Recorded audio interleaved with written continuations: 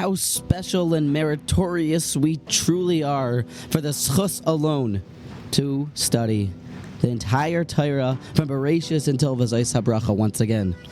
Following Simchas Torah, we embark and commence our journey to learn and study all of the lessons from our Avos through Chumash, Moshe Rabbeinu, the Karbonos, into the Midbar, and on to Sefer Devarim once again. Today I'd like to share two different approaches that will help enable us to pull out and enable us to ingest as many lessons from the Torah as possible.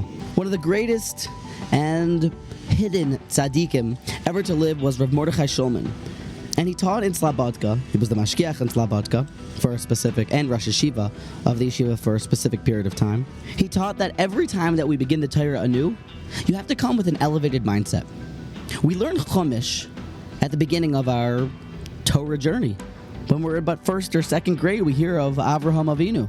And sometimes that can lead towards relying, even as we grow older and wiser, on our first grade knowledge of Avraham Avinu. Every time that we begin anew, we must elevate our thought to understand that Avraham Avinu is our forefather and the beginning of Judaism. To understand how he dealt with every single thing that crossed his desk. To elevate our hashkafa when we learn about Paro and Mitzrayim, that he wasn't but a small Egyptian man with makeup on his face like they show in the movies about the Egyptians, but they are real stories that we must understand at a deeper level and with a more mature mind every year. Secondly, there's another pitfall that we have. By learning Chumash early in our life as well, we've all heard the stories many times. We know what's coming next. We've read this book before. We know what happens at the end. Tip number 2 is to learn the Torah this year like you've never heard it before.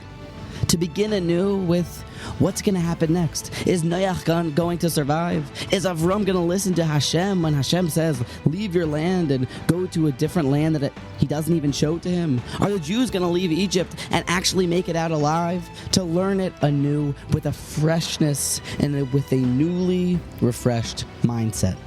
Elevating our thoughts and understanding the Torah with a deeper, more complex understanding, and learning the Torah and listening to these lessons and the story like we've never heard them before in our lives are two different practical ways that we can help ingest these timeless lessons.